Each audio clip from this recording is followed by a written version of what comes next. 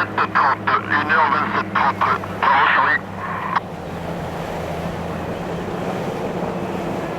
Charlie! Oh!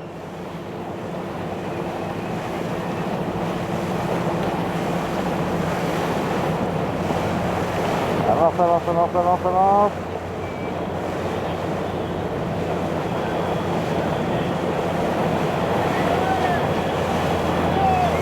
Charlie, ici!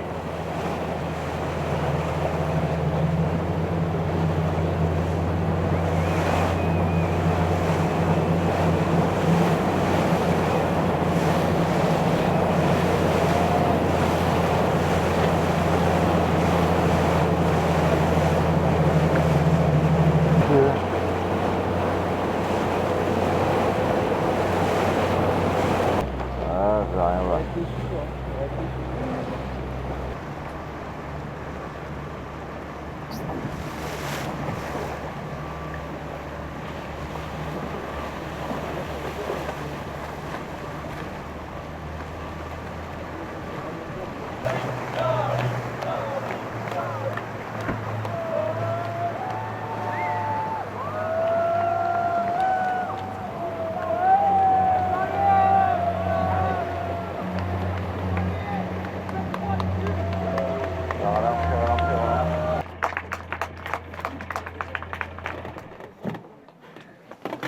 Ah, Charlie! Bravo! Merci!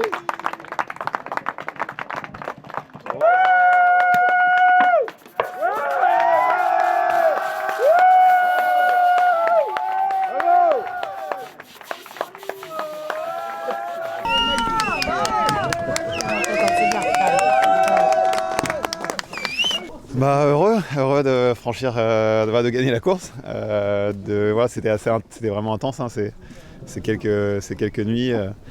Voilà, dès le début, ça s'est bien passé pour moi parce que je fais un des meilleurs départs et j'arrive à prendre la tête tout de suite.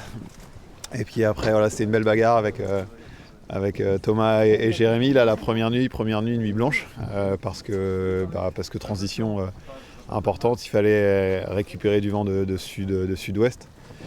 Et voilà, il y a du coup pas de sommeil pour objectif voilà, récupérer ce vent.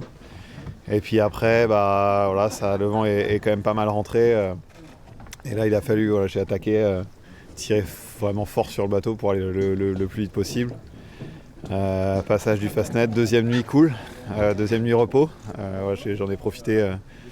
Donc la deuxième nuit, c'est tronçon entre Fastnet et Gallimard, où là j'ai pu dormir un petit peu.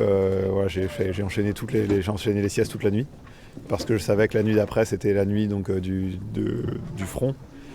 Et du coup que j'avais pas dormi, et effectivement c'est le cas, j'ai pas dormi, avec tous les changements de voile, les manœuvres et tout ça. Et puis après voilà après la remontée après vers avec cette dorsale qui m'a bien aidé sur la fin. Je pense que en arrivant à la marche, je devais avoir à peu près 80 000 d'avance sur Jérémy.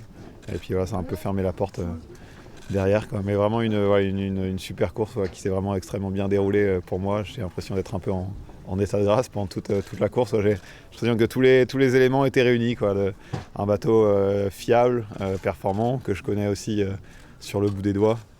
Voilà, en stratégie, météo, je m'en suis pas trop mal débrouillé, puis voilà, toujours un petit peu de réussite quand il faut. Mais ouais, en fait c'est la toute première course c'est ma première victoire en solitaire en IMOCA, puisque jusqu'à présent on n'a eu que des victoires en double. Et bien sûr, il y a eu le passage de la ligne d'arrivée en premier sur le Vendée, mais pas la victoire. Donc voilà, c'est la première course en première victoire en IMOCA en solitaire de ma vie, de ma carrière. Donc ça c'est top, 4e victoire du programme depuis 2019. Et c'est super, voilà, l'année commence bien, et moi je sens vraiment une grosse différence par rapport à l'avant Vendée. En fait, le Vendée Globe m'a vraiment énormément appris, et je me suis extrêmement à l'aise sur le bateau, sur la gestion des manœuvres, la gestion du bateau. Je sais quand je sais j'arrive tout de suite à trouver ce qu'il faut changer comme réglage pour aller plus vite. Voilà, ma gestion du sommeil aussi, ça n'a vraiment rien à voir avec ce que c'était avant le Vendée Globe. Et ouais, j'ai l'impression de ne plus être le même marin.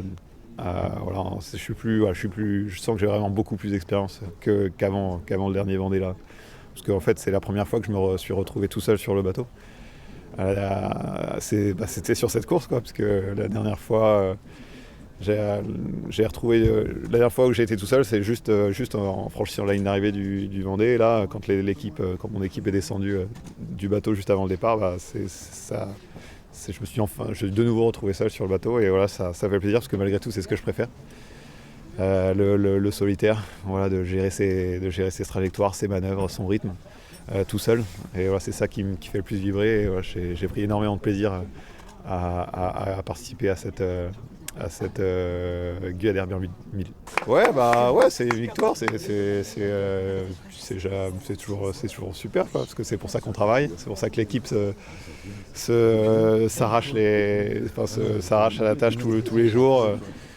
Qu'on réfléchit à comment faire progresser encore plus ce bateau. Et voilà, chaque navigation, l'objectif c'est de soit tester quelque chose qui nous permettra d'aller plus vite ou de fiabiliser le bateau ou de trouver des solutions pour aller encore plus vite. Et voilà, ça c'est tous les jours, toute l'année.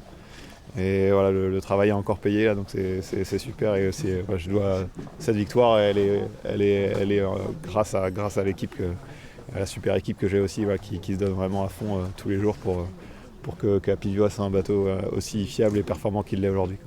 Ah, il y en a eu plein, je sais pas, le départ déjà. Prendre un bon départ, c'était cool. Beau départ. Parce que voilà, ça m'arrive de les rater, donc là, celui-là non. Donc ça c'était bien. Et qu'est-ce qu'il y a eu? Le passage du Fastnet un peu chaud, là, c'était sympa de passer, il y a des gens sur le phare, j'aurais fait coucou là. Je suis passé tout près, c'était sympa de voir de passer tout proche du Fastnet comme ça. Il y en avait plein, des moments où le bateau va extrêmement vite.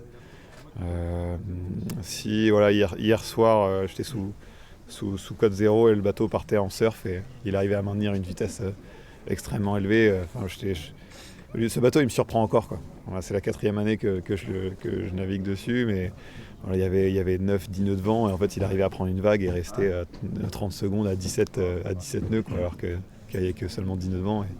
Et voilà, je me suis fait la réflexion, mais voilà, c'est quand même magique, quoi. Ce bateau est assez dingue. Et voilà, il y en a plein de moments sur ces bateaux. Ça serait trop long pour tous en parler. Là, il y a une belle bagarre avec Thomas et Jérémy, sur notamment la première nuit. Et aussi Nicolas Lunven aussi, qui était bien dans le coup là, en début de course. Voilà, ça m'a rappelé un peu les années Figaro là, de se battre comme ça dans les zones de transition à qui sortira plus vite qui récupérera le nouveau vent en premier. Et puis après voilà, la flotte s'est un peu tirée.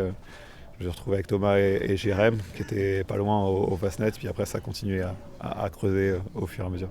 Dès la semaine prochaine, attaquer la préparation de la Vendée Arctique puisqu'elle part dans moins d'un mois. Ça va être le plus gros morceau en termes d'engagement physique de l'année. C'est une course qui sera sûrement plus dure que la route du Rhum.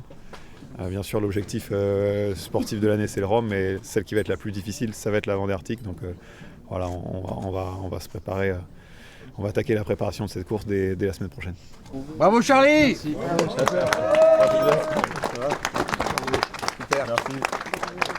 Super, belle course. Ah ouais, j'ai toujours faim. Oh, il a un petit peu de cochon. Pas de polo.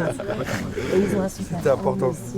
Ah ouais, ça on verra après. Mais viens là-bas, viens là-bas, tu seras plus à l'aise. Bravo Charlie, t'as fait une... Merci. Super. Énorme. Bravo. C'est cool. Trop fier.